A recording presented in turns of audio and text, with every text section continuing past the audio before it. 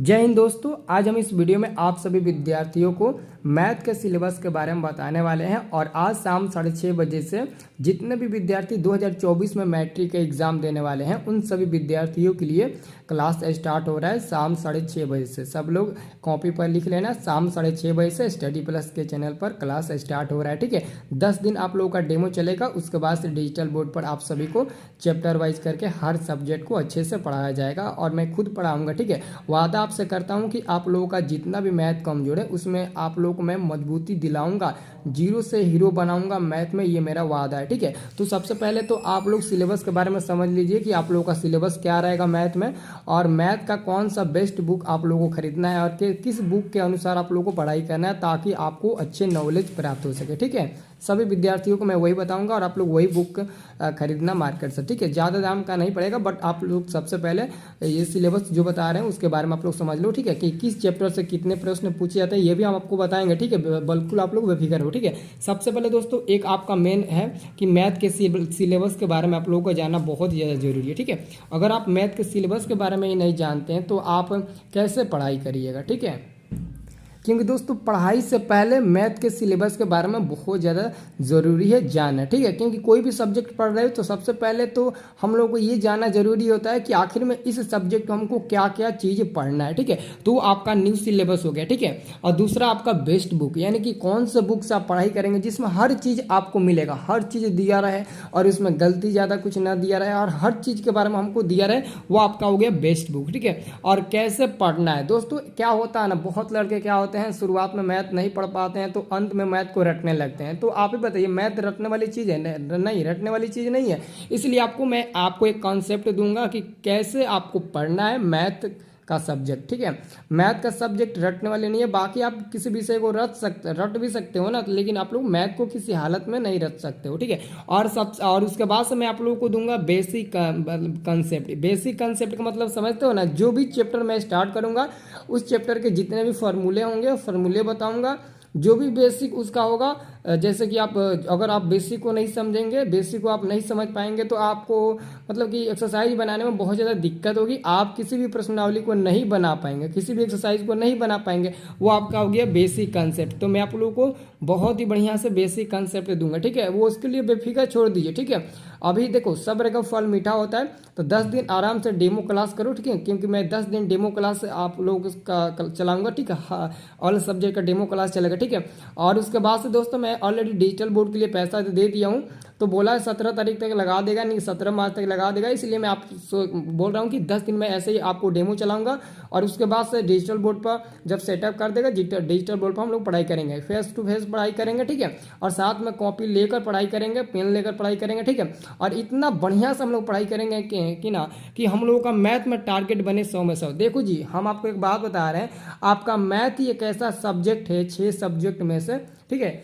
6 subject में से math ही एक ऐसा सब्जेक्ट है जिसमें आप 100 में 100 ला सकते हो। ठीक है, देखो मैथ के अलावा और किसी विषय में 100 में 100 लाना असंभव है। असंभव मतलब समझते हो ना, एकदम असंभव है। लेकिन मैं आपसे बोलूँगा कि अगर आप लोग मैथ में 100 में 100 ला सकते हो तो हाँ बिल्कुल, मैं 100% में हूँ कि आप मैथ में 100 में 100 ला सकते हैं। क्योंकि मैथ में दोस्तों 100 में 100 लाना ईजी है, बट बहुत लोगों का कहना है कि मेरा मैथ कमजोर है। जिनका मैथ कमजोर है वही लोग बोलते हैं कि मैथ में 100 में 100 नहीं ला सकते हैं। लेकिन जो लोग मैथ अच्छे से पढ़ते हैं, जिनको समझ में आती है, वो तो पक्का उनसे पूछना, अब वो बोलेगा कि हाँ मैं 100 में 100 ला सकता हूँ, लेकिन अन्य विषय में मैं नहीं ला सकता हूँ। क्यों? क्योंकि उसमें राइटिंग की वजह से नंबर कट जाती है, तो कहीं कुछ मतलब कि काट देते हैं जिसके चलते नंबर कट जाती है। लेकिन मैथ में अगर किसी क्वेश्चन को बना रहे हो, अगर गलती बन गया तो उसको काट कर दूसरे पेज पर लिख दोगे और उसका आंसर सही मिल गया तो उसका नंबर फुल मिल जाएगा, उसमें नंबर नहीं कटता है। लेकिन अन्य विषय में कट जाता है। ठीक है, तो चलो अन्य विषय के बारे में हम आपको बाद में बताएंगे। लेकिन उससे पहले दोस्तों जो आपका पैटर्न है, कहाँ से किस चैप्टर से कितना प्रश्न पूछा जाता है, वो आपको मैं बता देता हूँ। ठीक है, इसको अच्छे से समझ लेना, आप अपने कॉपी पर नोट कर लेना, क्योंकि जब मैं पढ़ाऊंगा ना तो पढ़ाते समय भी मैं आपको बताऊंगा, उसके लिए बेफिक्र हो। लेकिन उससे पहले दोस्तों जितना भी बेसिक है वो आप लोगों को समझना बहुत ही जरूरी है। ठीक है, तो मैं आपसे निवेदन करूंगा, आप अपने पूरे दोस्तों के पास इस वीडियो को शेयर कर दीजिएगा। अगर आपको हो सके तो इस वीडियो को अपने व्हाट्सएप ग्रुप में मतलब स्टेटस में लगा दीजिएगा, व्हाट्सएप ग्रुप में शेयर कर दीजिएगा और बोल दीजिएगा थोड़ा सा ये वीडियो, अब आप लोग भी अपने फ्रेंड्स को बोल दीजिएगा कि ये वीडियो देख लो, कुछ अच्छा आपको मिल जाएगा। ठीक है, समझने का। ठीक है, देखो आपके मैथ के चैप्टर में वास्तविक संख्या यानी कि रियल नंबर्स, इसको इंग्लिश में बोलते हैं, ठीक है। तो वास्तविक संख्या आपके पहले ही चैप्टर का नाम है, ठीक है। और उस चैप्टर से 10 नंबर का क्वेश्चन पूछा जाता है। कितने नंबर का? टोटल यानी कि 10 नंबर का पूछा जाता है, जिसमें से 4 ऑब्जेक्टिव पूछ देता है और 4 आपका कि क्या पूछता है, शॉर्ट क्वेश्चन यानी कि 2 नंबर वाला क्वेश्चन। आप लोग देखे होंगे कि पहला ही क्वेश्चन 2 नंबर वाला रहता है किसका, एचसीएफ निकालने के लिए यूक्लिड विभाजन एल्गोरिथम का प्रयोग करके एचसीएफ निकालने के लिए पहला ही क्वेश्चन दे देता है, ठीक है। तो देखो किस पर डिपेंड करता है, 4 ऑब्जेक्टिव देता है तो 4 मतलब कि 4 शॉर्ट नहीं देगा, मतलब कि 4 नंबर का शॉर्ट क्वेश्चन देगा, 2 नंबर यानी कि 2 नंबर ये देगा, 2 नंबर का तो 4 नंबर हो गया, और ऑब्जेक्टिव में 1 नंबर ये देगा 4 को, तो 4 नंबर का 8 नंबर हो गया, और 2 नंबर यहाँ पर नहीं है। इसका मतलब समझ, तो इसमें का लॉन्ग क्वेश्चन नहीं पूछता है, ठीक है। लॉन्ग क्वेश्चन अगर गलती से पूछ भी देता है तो इधर से 1 घटा देगा और इधर से 1 घटा देगा, यानी कि 2 नंबर का ये कर देगा, 3 नंबर का ये कर देगा, 5 और 5 नंबर का ये कर देगा। लेकिन मतलब कि 99% यहाँ से लॉन्ग क्वेश्चन नहीं पूछे जाते हैं, ठीक है। अब आता है दोस्तों ये बीजगणित। बीजगणित में आपके 3 चैप्टर आ जाएंगे, 3-4 चैप्टर आता है, जैसे कि 2 चर वाला रैखिक समीकरण हो गया, ठीक है, और द्विघात समीकरण हो गया, द्विघात बहुपद हो गया। इन तीनों चैप्टर को मिलाकर 20 नंबर का पूछा जाता है। कितने नंबर का जी? तो 20 नंबर का पूछा जाता है, जिसमें से 11 नंबर का आपका ऑब्जेक्टिव हो जाता है। 11 नंबर का ऑब्जेक्टिव हो जाता है, और दो को पूछता है 2 नंबर, यानी कि शॉर्ट क्वेश्चन 2 को पूछता है 4 नंबर का, तो 11 4 15 हो गया। और एक 5 नंबरिया पूछता है, एक 5 नंबरिया 5 नंबर का, तो 20 नंबर हो गया। और उस 5 नंबरिया के अलावा एक और क्वेश्चन अथवा में पूछ देता है, यानी कि मन करे तो आप ये वाला बनाओ या फिर ये वाला बनाओ। ऐसे आप लोगों को क्वेश्चन आता है ना अथवा में करके, अथवा में जैसे 2 क्वेश्चन देगा, दोनों में से कोई एक बनाओ, वैसे करके अथवा में देगा, यानी कि 5 नंबरिया 2 को देगा इसमें, ठीक है, जिसमें से आपको एक बनाना होता है। जो भी बना सकते हो बना लेना, ठीक है। तो 5 नंबरिया देता है, तो हम 2 चर वाले रैखिक समीकरण में से कभी कभी दे देता है, तो कभी कभी द्विघात समीकरण में से दे देता है, ठीक है। 2 चर वाले रैखिक समीकरण में से देता है, ठीक है। अब दोस्तों आता है निर्देशांक ज्यामिति। सबसे ज्यादा प्रश्न पूछे जाते हैं तो निर्देशांक ज्यामिति से ही पूछे जाते हैं, ठीक है। देखो निर्देशांक ज्यामिति में क्या हो गया, जैसे कि 20 नंबर का क्वेश्चन पूछा जाएगा, जिसमें से 9 नंबर का ऑब्जेक्टिव रहेगा, ठीक है। 9 नंबर का ऑब्जेक्टिव रहेगा और 4 नंबर का क्या रहेगा, यानी कि 4 नंबर का शॉर्ट क्वेश्चन रहेगा, और बाकी 5 नंबर का इधर रहेगा, ठीक है। बाकी 5 नंबर का एक रहेगा, ठीक है, ठीक है। तो इसको याद रखना, ये बहुत ज़्यादा इंपॉर्टेंट है, ठीक है। निर्देशांक ज्यामिति, कोऑर्डिनेट ज्योमेट्री, ठीक है, इसको आप लोगों को अच्छे से देखना है। यहाँ से 20 नंबर का पूछा जाता है, यहाँ से 20 नंबर का, यहाँ से 20 नंबर का, और यहाँ से 10 नंबर का, ठीक है। इसको कॉपी में अच्छे से उतार लेना, ठीक है, क्योंकि हम लोगों को ज़्यादा जरूरी है ये ऑब्जेक्टिव क्वेश्चन, आपको ज़्यादा पूछता है ना ऑब्जेक्टिव क्वेश्चन, ठीक है। ऑब्जेक्टिव क्वेश्चन अगर हम संभाल लेंगे तो सब्जेक्टिव क्वेश्चन इन चुटकी में समझ जाएगा, ठीक है। और देखो त्रिकोणमिति, त्रिकोणमिति से भी ज़्यादा प्रश्न पूछे जाते हैं। त्रिकोणमिति से 11 नंबर का आपका पूछता है क्या, तो ऑब्जेक्टिव क्वेश्चन, और 3 नंबर का पूछता है शॉर्ट क्वेश्चन, ठीक है। 3 नंबर का कभी कभी पहले पूछता था 3 नंबर का शॉर्ट क्वेश्चन, लेकिन अब 2 नंबर का पूछता है, ठीक है। तो कभी 1 पूछता था, कभी 2 पूछता है। अब यहाँ पर त्रिकोणमिति में 3 नंबर का शॉर्ट क्यों लिखा है, क्योंकि दोस्तों देखो जब 5 नंबरिया में क्वेश्चन पूछे जाते हैं तो 5 नंबरिया में एक 5 नंबर का क्वेश्चन रहेगा ना, तो उसमें 2 क्वेश्चन डाल देगा, एक 3 नंबर का तो एक 2 नंबर का, कोई 3 नंबर का होगा तो कोई 2 नंबर का, अगर ये 2 नंबर का है तो ये 3 नंबर का, ऐसे करके शॉर्ट क्वेश्चन रहता है, ठीक है। और एक 5 नंबरिया पूछेगा सीधे करने वाला, ठीक है, एक अथवा में रहेगा, ठीक है। अब देखो, अब अथवा का मतलब समझते, ये आप लोग कहाँ समझ गए, ये कहाँ आप लोग चले गए, समझते हो ना, हाइट एंड डिस्टेंस वाला, हाइट एंड डिस्टेंस वाला जिसमें समकोण त्रिभुज बनता है वो वाला है पार्ट, ठीक है। तो आगे मैं आपको बताऊंगा, पहले आप लोग समझ लो कि इस चैप्टर से कितना पूछे जाते हैं। और देखो आगे क्षेत्रमिति, क्षेत्रमिति में सब आ जाएंगे, बेलन का क्षेत्रफल, शंकु का क्षेत्रफल, घनाभ, घन, ये सब आ जाएंगे, ठीक है। वृत्त वगैरह सब कुछ इसमें आ जाएंगे, वर्ग सब कुछ आ जाएंगे, ठीक है। तो 10 नंबर का पूछता है, 5 नंबर का ऑब्जेक्टिव पूछता है, ठीक है। और सब्जेक्ट इसमें का 2 नंबर वाला कभी कभी पूछता है तो कभी कभी नहीं पूछता है, लेकिन सब्जेक्टिव क्वेश्चन फिक्स है, 1 पूछेगा, 2 पूछेगा, 1 बनाना होगा, ठीक है। और अब आगे आ गया सांख्यिकी एवं प्रायिकता। सांख्यिकी यानी कि आप लोग समझते हो ना, सांख्यिकी बहुलक, माध्य, माध्यिका निकालने को आता है।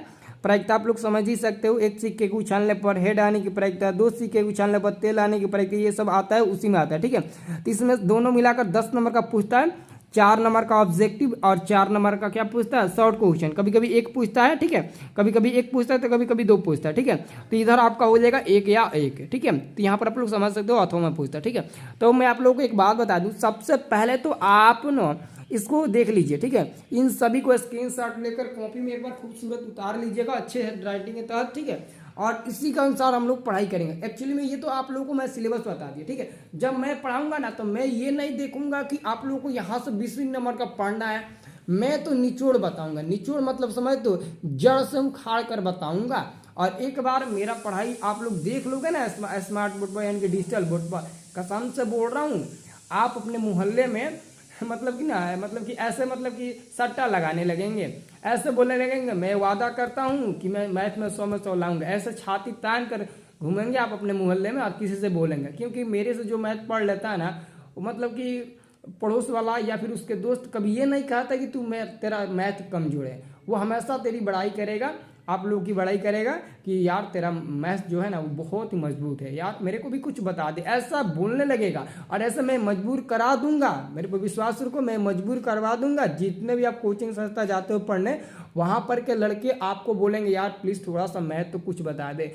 यहाँ तक कि मैं ये काम करा चुका हूँ बहुत ऐसे लड़कों के साथ। तो इस साल मैं टारगेट रखा हूँ कि जितने भी स्टूडेंट हैं सबके मतलब कि सबको ऐसा ही हो, ठीक है, सबके साथ ऐसा ही हो, ठीक है। तो कितने ऐसे लड़के हैं जो तैयार है पढ़ाई करने के लिए, ठीक है। 10 दिन डेमो क्लास कर लो, 10 से 20 यानी कि 10 दिन क्लास कर लो, ठीक है। और उसके बाद से हम लोग जैसे ही मार्च समाप्त होगा महीना, मतलब कि अच्छे से हम लोग पढ़ाई करना स्टार्ट कर देंगे, ठीक है। ठान लेंगे, ज़्यादा आप लोगों को टाइम भी मैं नहीं लूँगा, ठीक है। और 1.5 घंटा शाम को, 1 घंटा सुबह में, 2.5 घंटा लूँगा। 24 घंटे में 2.5 घंटा मेरे पास दे देंगे, ठीक है। देखो ऐसा नहीं है कि आप लोग मतलब कि हर पढ़ाई के अलावा और कोई काम ना करो, बिल्कुल करो। देखो मैं आपको टाइम देता हूँ, ठीक है। तुम क्या करो, 6 घंटा पढ़ो, 6 घंटा सो, 6 घंटा क्या करो, खेलो कूदो, और 6 घंटा मतलब कि और भी काम करना करो, ठीक है। बस इतना कर लोगे तो 24 घंटा आपका एक दिन खत्म हो जाएगा, ठीक है। नहीं तो आप इसको 8-8 कर लो, 8 घंटा पढ़ो, 8 घंटा सो, 8 घंटा खेलो कूदो, बस इतना देख लो। लेकिन इतना नहीं कर पाओगे आप लोग, मुझे को पता है इतना नहीं कर पाओगे, लेकिन कोई बात नहीं। बट हम लोग मतलब कि हम आपको अच्छे से मतलब कि ऐसे मतलब कि तगड़ा करेंगे ना मैथ। जैसे कि आपका मैथ जब तक मजबूत नहीं होगा ना, तब तक आप किसी अन्य विषय को मजबूत नहीं कर सकते हैं, ठीक है। जब तक आपका मैथ मतलब कि अच्छे से नहीं हो जाता ना, तब तक आप अन्य विषय को भी अच्छे से नहीं पढ़ पाएंगे। आप लोग ज़्यादातर देखते होंगे कि जिस बच्चे का मैथ अच्छा होता है ना, वो हर मतलब कि ना चैप्टर को अच्छे से पढ़ाई कर लेता है, हर मतलब कि चैप्टर को पढ़ लेता है, हर सब्जेक्ट को पढ़ लेता है, ठीक है। तो इस बात का आप लोग गौर करना, ठीक है, चिंता मत करो। देखो मैं आपको एक बात बता देना चाहता हूँ, बुरा मत मानना, ठीक है। आपके मम्मी पापा जितने भी होंगे, सभी के मम्मी पापा, आप पढ़ाई कहीं भी करने जाएंगे अगर पैसा मांगेंगे तो आपके मम्मी पापा ये नहीं बोलेंगे कि नहीं मैं पैसा नहीं दूंगा। वो भले ही कह सकते हैं कि नहीं पैसा देंगे, मेरे पास अभी नहीं है, मैं दूसरे दिन दे दूंगा, या फिर कल ले लेना, या फिर परसों लेना, ऐसे मतलब कि 2-4 दिन का समय दे देंगे, लेकिन ये नहीं कहेंगे हम पैसा नहीं देंगे। तो थोड़ा अपना मतलब कि आप लोग भी सोचना है कि जब भी मैं घर वालों से पैसा मांगता हूँ पढ़ाई के लिए, फिर कॉपी या फिर बुक खरीदने के लिए, तो फटाक से दे देते हैं, लेकिन उस कॉपी या फिर उस बुक को लेकर हम कुछ अच्छा करने का प्रयास नहीं करते हैं। तो ये लालच है यार, मतलब कि शर्मिंदे वाली बात है ना। और दूसरी बात यह है कि दोस्त कि जब भी आप लोगों का रिजल्ट आता है ना, तो बहुत ऐसे लड़के होते हैं ना क्लास के टाइम में बहुत मतलब कि लड़ाई करते हैं, इधर उधर का चैटिंग करने लगते हैं, मतलब कि गंदे गंदे कमेंट करने लगते हैं, लड़कियों के साथ ऐसे छेड़खानी करने लगते हैं क्लास के समय में, ठीक है। तो वो लोग क्या होता है ना, जब एग्ज़ाम नज़दीक आता है ना, उन लोगों को बहुत पछतावा होता है। एग्ज़ाम नज़दीक आता है उस टाइम भी वैसे ही काम करते हैं, और रिजल्ट आता है तो क्या करते हैं यार, रोने लगते हैं। यार जब भी कोई लड़का रोता है तो मेरे को अच्छा नहीं लगता है, क्योंकि लड़का सब रोता है ना तो मेरे को बहुत बुरा लगता है यार। मतलब कि हम लोग यार लड़के हैं, लड़के रोएंगे तो अच्छा नहीं लगेगा ना, बट लड़की तो हमेशा रोती ही रहती है। लेकिन कोई बात नहीं है, अपने पर सीरियसली मत लेना लड़की सब, ठीक है, क्योंकि यार मैं ज़्यादा ये तो देखता हूँ, ठीक है। तो आप लोग ऐसा मत करना, ठीक है। जितना भी आप लोगों को टाइम मिलेगा, जैसे मैं बोलूँगा वैसे पढ़ना। ज़िंदगी में आप हंस खेल कूद कर आप लोग पढ़ाई भी अच्छे से कर लेंगे। तो कितने ऐसे लड़के हैं जो ज़िंदगी में हर काम करना चाहते हैं, खेल कूद कर अच्छे से पढ़ाई करना चाहते हैं दोस्तों, ठीक है। क्योंकि ज़िंदगी में टेंशन मत लेना, ठीक है। टेंशन लोगे तो ज़्यादा दिक्कत हो जाएगी, ठीक है। दिमाग पर असर पड़ेगा और सारा काम आपका दिमाग ही करेगा, तो दिमाग को ज़्यादा मतलब जोर लगाने का मतलब कि दिक्कत नहीं है, ठीक है। तो आप लोग कमेंट करके बताइए आप लोगों का क्या राय है, ठीक है। मैं क्लास स्टार्ट कर रहा हूँ शाम को 6:30 बजे, सभी लोग लाइव जुड़ना, ठीक है। आप सभी से मैं कुछ देर बात ही करूँगा शाम को 6:30 बजे, ठीक है। सभी अपने दोस्तों को बोल देना, ठीक है। चलिए।